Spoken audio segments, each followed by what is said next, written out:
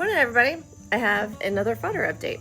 So to give you a little history of how we got to where we are today is when I started doing the fodder, I was only using 3 seeds: barley, oats, and the black oil sunflower seeds. So the holes that I drilled in the bottom of my trays, the seeds were not a problem. They weren't clogging the holes, and the root system and the sprouting weren't going into the holes. So they were growing nicely.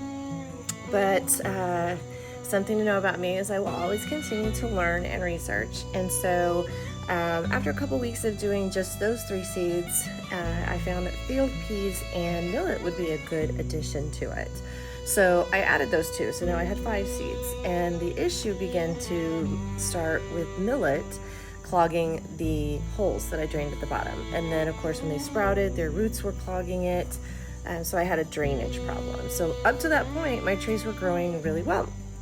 And so now I've been trying to find a way to continue to keep the millet in my fodder trays and avoid or fix the clogging problem. So I added food grade polypropylene, but I didn't change my seed depth. And of course that polypropylene didn't stop the drainage, but it did change the speed of the drainage. I discovered last week, so I've had to continue to make adjustments. So this time I decreased the amount of seed I was putting in the tray to help with that flow. And today is day 2 of my growing, and I wanted to show you the difference, the changes that I'm seeing. So let's go check it out. So I only did 2 cups in every tray this time. I had been doing a little over 3, which had not been a problem, but with the change of adding the food grade polypropylene at the bottom to keep the millet from blogging the drill holes that I've made, the drain holes, I had to make a change, and that's one of the changes I made. So I'm down to 2 cups, and already day 2 I have way more sprouts than I had been having with the millet being added and not decreasing the amount of seed that was in there. And the drainage is still doing very, very well. So by changing the seed depth as well as adding the food grade polypropylene, that fixed the millet clogging the holes, and reducing the amount of seed I have in my trays has improved the continued draining. In other words, the draining stays consistent as opposed to doing well the first couple of days and then not, because I had too many seeds. The weight of seeds on top of seeds was causing a problem. So identifying those problems and figuring out ways to fix them has been kind of a fun part of this process. So I'm very, very happy with the results on day 2. I have every confidence that these trays will grow well. The peas have already sprouted. The millet is already sprouting. You can see those little tiny hairs down there on the millet.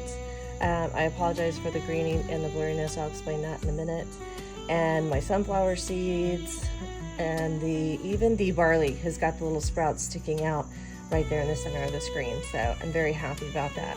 Another challenge I started to face, you'll notice I now have this netting all around my shelves and my trays, because the cardinals that stay all in these trees now, because I have a bird feeder with food, also decided that this was the perfect little food service for them, and so they were coming and getting into the trays, and that was also causing a problem for sprouting. So I've added that as well, which has stopped them completely. So I am excited to see what these trays look like by the end of the week.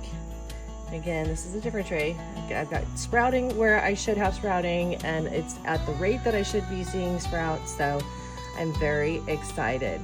If you are just joining my fodder series, you can check out my playlist. I have a fodder series section, and it kind of walks you through all of the steps I have been through.